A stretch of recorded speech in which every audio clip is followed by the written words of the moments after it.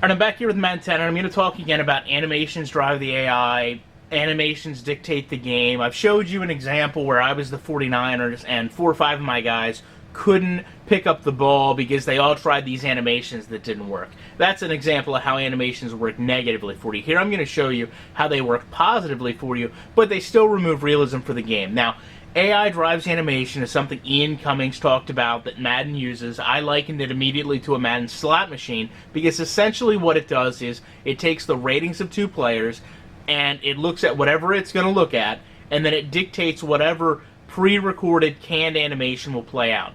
And when you have that, it doesn't take into effect things like physics, speed, angles, momentum, players. It just plays the animation no matter what. So we're going to take a look at this kick return here, and then I'm going to show you a way where these animations ruining this game, even though it's a positive play for me, I don't like realism being taken out. So you see here, I run out of bounds at about the 7-yard line.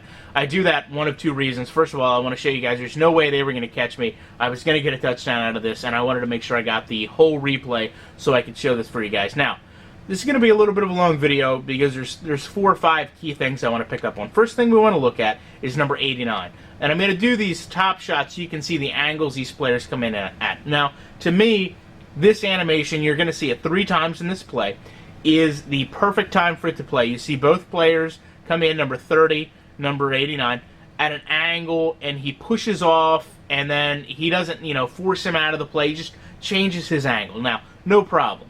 Now we go over here, and we're going to take a look at my linebacker.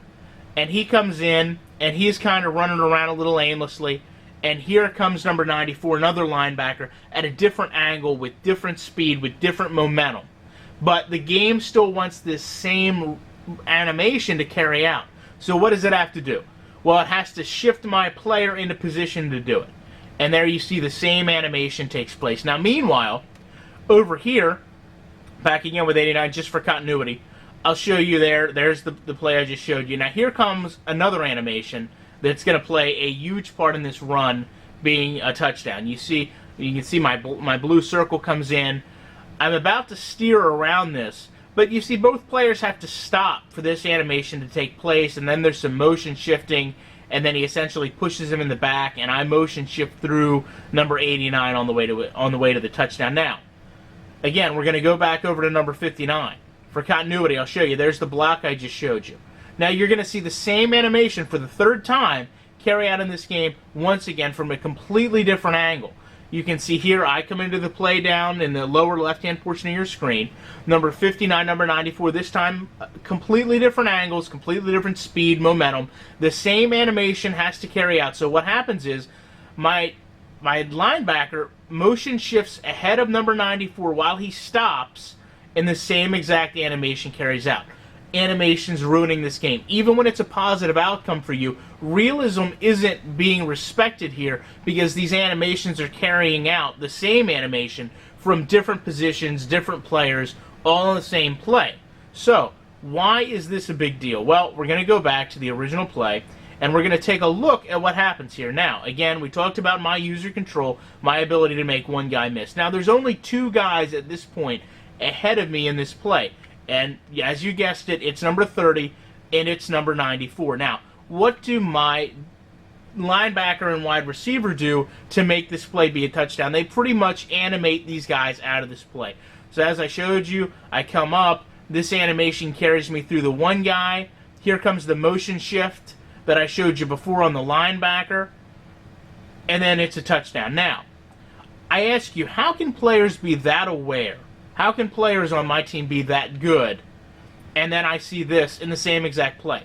I've got a linebacker well in front of this kick return. All he has to do is either run into the end zone, slow down and run beside me, or turn around and make contact with one player. Preferably the player closest to me, because really in a 30-40 yard sprint, they probably have the best chance of catching me. What does this guy do?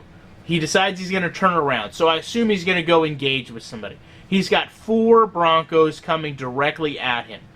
He engages with none of them. So just another example in a positive outcome for me, how animations ruin this game instead of showing you another negative one, and why you really do want a game that, you know, I'm sure all games run off animations, but I want them more to be physics-based, more realistic, and I don't want to see the same animation 3 times in a kick return, not in a video game that comes out in 2009. I'm sorry. So something I don't do often enough is go to my settings and show you guys the player skill. It is in fact on All Madden. I know I didn't do that. A lot of people leave questions. So again, there's an All Madden kick return where the animations of my linebacker and wide receiver dictated the play so much more than my skills as a user and as a player. And I just want a game where my skills as a user mean more than the animations of the computer. Sorry, a little bit of a long video, but I appreciate you guys sitting through it. Look forward to your comments, and I'll be posting a few more videos in the next few days.